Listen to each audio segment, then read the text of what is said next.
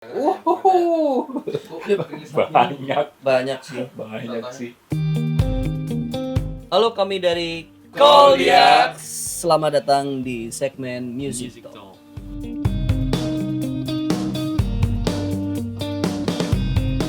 Jangan pernah berubah. Itu kita awalnya sebenarnya dari tongkrongan aja sih. Waktu itu kita nggak sengaja denger lagu-lagu lama tahun 2000-an. Kok rasanya lagu Jangan Pernah Berubah nih, sebenarnya kita udah dengerin dari dulu ya, maksudnya karena lagunya salah satu masuk di playlist kita yang kita putar tiap hari. Entah kenapa hari itu kita dengernya rasanya kok apa ya, kok rasanya lagu ini cocok banget kalau Koldiak yang bawain gitu. Kita mengandai-andai lah, coba ini lagu kita ya bakal jadi kayak gimana gitu. Kalau nggak salah waktu itu ya iseng-iseng aja sih, kita drafting, kita kasih denger sama Warner, label kita sekarang. Sepertinya diseriusin, bikin aja project ini. Nanti kita izin ke penulisnya, Melly Guslow, penulis lagunya.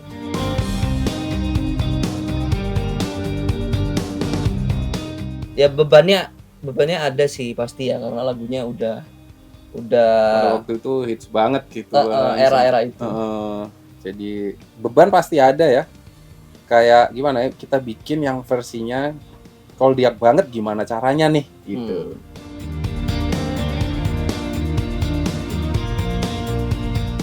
Kalau menurutku ya ini tuh ada rasa-rasa takut kehilangan orang yang kita sayang gitu di momen-momen yang udah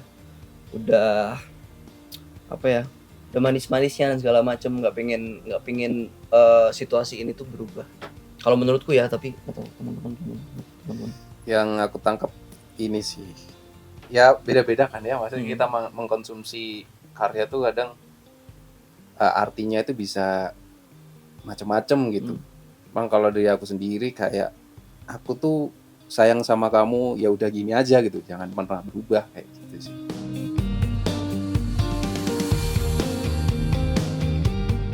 Gak ada sih, semuanya berjalan selancar itu, secasual itu, semuanya tiba-tiba berjalan aja gitu.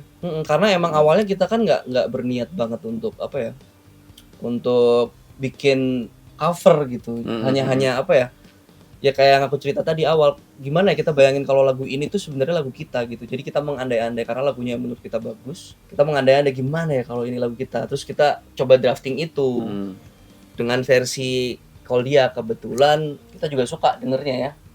Selain itu kita sering juga waktu kita nongkrong gitu ya, kita ngumpul-ngumpul terus bahasan kita itu tentang musik-musik yang selama ini jadi referensi gitu ya. Biasanya itu kita nguliknya itu ngulik di tongkrongan, ini harusnya begini ya, enak kayaknya dibikin begini. Kita tuh sering begitu. Jadi pada waktu itu nggak tahu kenapa tiba-tiba kita serius aja gitu, diseriusin gitu kan. Jadilah Jangan Pernah Berubah ini versi Koldiak.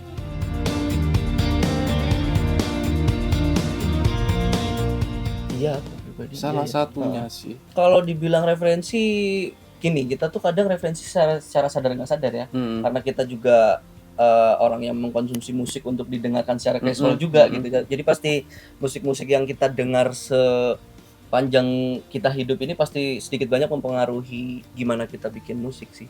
Jadi ya kalau jawabannya mempengaruhi atau enggak, bisa jadi iya gitu. Iya.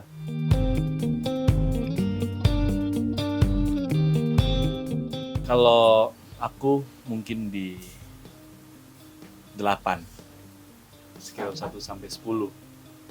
Karena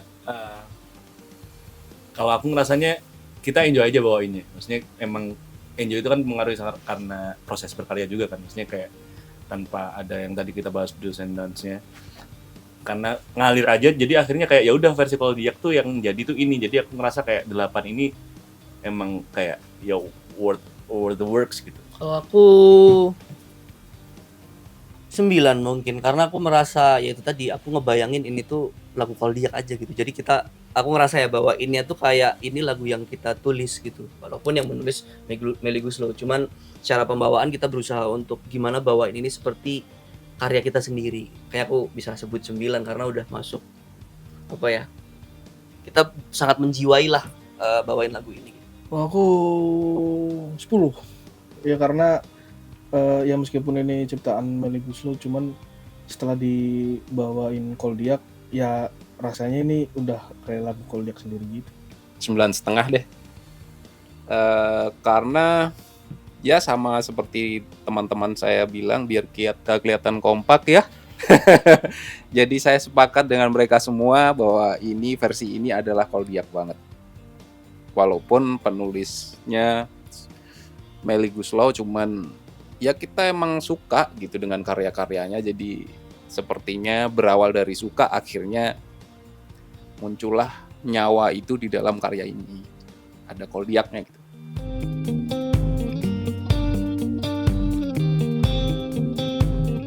Oke, jadi waktu itu kan sebenarnya rilisnya tuh masih lama.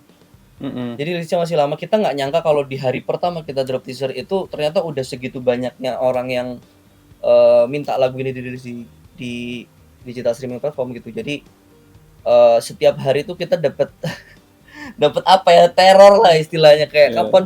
kapan full versionnya yang sampai buruan kalau nggak gitu apa ya, sampai ada orang bikin video kayak apa ya, bercanda sih, tapi menurutku itu apa ya, orang-orang bener-bener pengen banget denger gitu yang bikin video apa pakai garpu tuh. Jadi ada orang kalau dia buruan nggak rilis ini, kalau nggak tusuk leher lu pakai garpu ini gitu. Jadi kan menurut kita kayak apa, mungkin apa ya yang bisa kita kasih dulu, karena kan untuk mau rilis tuh kita butuh administrasi yang harus kita urus banyak kan. Iya. Dan nggak mungkin juga orang-orang di luar sana Secara peduli tentang tiba-tiba. hal itu. Yang penting mereka pengen cepet-cepet dengar. Jadi apa yang kita bisa bikin dulu ya, udahlah kita bikin online hearing session itu untuk beberapa orang yang sudah bikin video pakai lagu Jangan Pernah Berubah itu. Ya bentuk apresiasi kita lah sama beberapa orang yang selama ini apa ya, selalu update tentang karya kita gitu ya, selalu menunggu-nunggu karya-karya baru kita. Jadi ya kita bikin acara itu.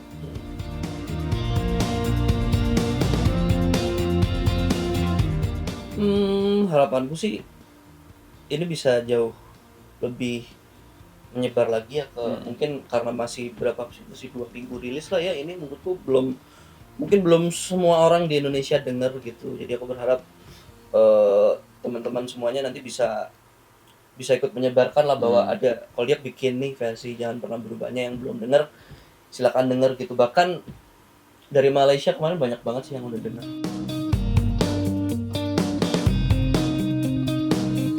Kalau brainstorm pasti ya, karena kita selalu kalau kita bikin karya entah apapun itu, album, single, macam-macam, kita selalu ada workshop gitu kan, kita ngobrol bareng, kita mau bawa kemana ini, proses berkaryanya seperti apa, kayak gitu. Jadi kita selalu diskusikan di awal.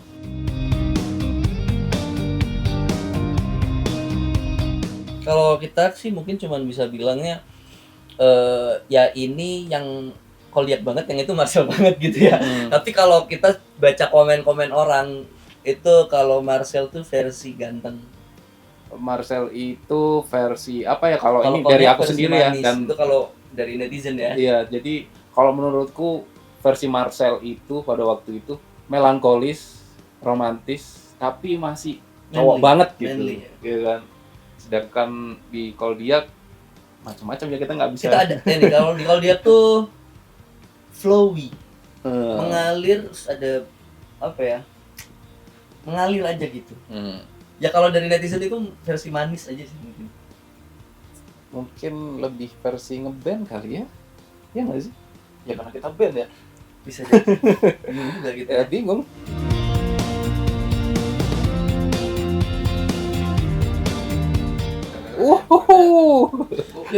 Banyak Banyak sih. sih. Ya ada yang suka, ada yang enggak kan pasti. Cuman alhamdulillah lebih banyak yang suka gitu. Ada yang kesel lagu ini kita remake. Iya iya. Karena iya. menurut dia lagu yang versi lama itu dia naruh Oke. kenangan di lagu itu gitu. Dengan adanya versi kita yang viral ini kan jadi lewat terus kan di handphone dia. Dia kesel. Kenangannya jadi hilang, bubar gitu. Ya aku minta maaf Mas ya kalau itu ya. Kalau Masnya nonton video ini, aku minta maaf sama Masnya deh.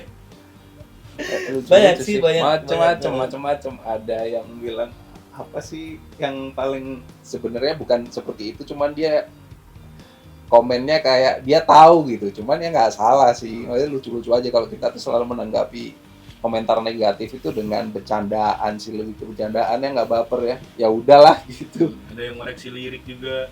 Oh iya, Tapi iya. koreksi lirik, ya Koreksi koreksi lirik. lirik. Sampai double check lah, yang salah siapa. Itu banyak loh yang komen, aku nggak tahu ya, kayak ada beberapa 3-4 orang lah yang komen liriknya salah.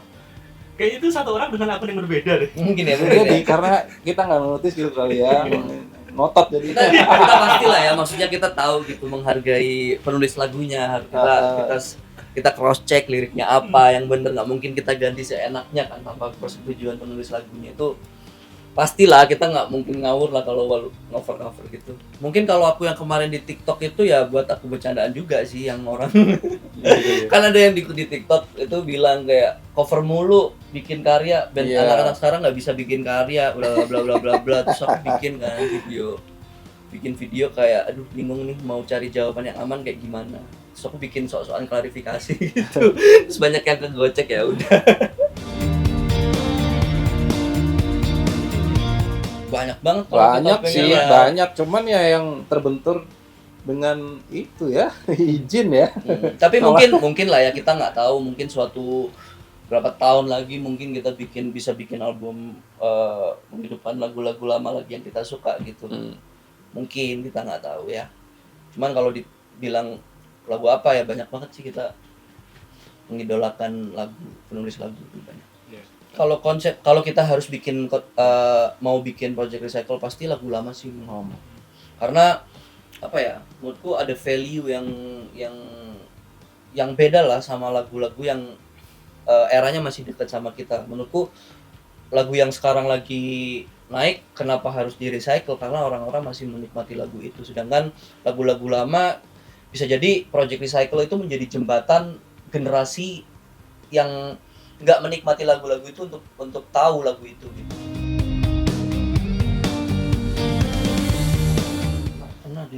Pernah dari pernah. Saya kebetulan Per botol. Di mana? di Malang malah. Iya. Di Malang. Ceritanya kayak gimana? Pas Waduh, itu kayaknya orang itu sih. Itu orang random ini aja. Kebetulan acaranya gratis waktu itu, memang terus di acara kota lah ya, maksudnya di tengah kota. Jadi masyarakat Malang kan banyak lah ya, maksudnya dari kalangan ABCD semua ngumpul di situ. Jadi mungkin ada yang kurang suka sama kita atau gimana. Musiknya kurang cocok mungkin ya dengan masyarakat yang secampur itu. Pengaruh alkohol juga. Iya sih. Kayaknya bocor lah keamanannya waktu itu. Namanya orang ya kayak tikus nyempit-nyempit.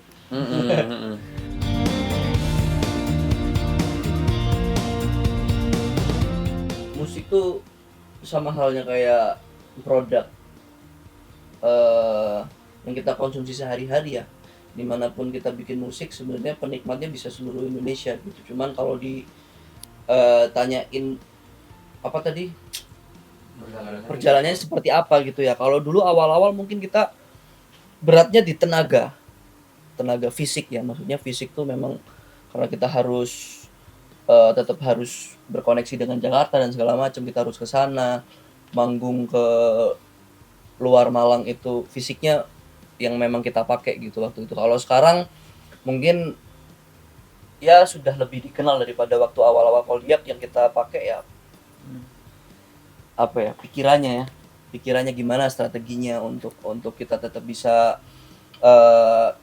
silaturahminya jalan sama fans-fans kita, pendengar-pendengar kita di luar Malang, di luar pulau dan segala macam, itu gimana ya kita menjaga silaturahmi itu sama teman-teman di Jakarta juga. Itu sih mungkin lebih ke situ aja sih, nggak ada sesuatu yang terlalu berat untuk dibanding-bandingkan sih untuk musisi Jakarta atau daerah. Kami Koldiak, jangan lupa dengarkan single terbaru kami, Jangan Pernah Berubah, di seluruh digital streaming platform favorit kalian.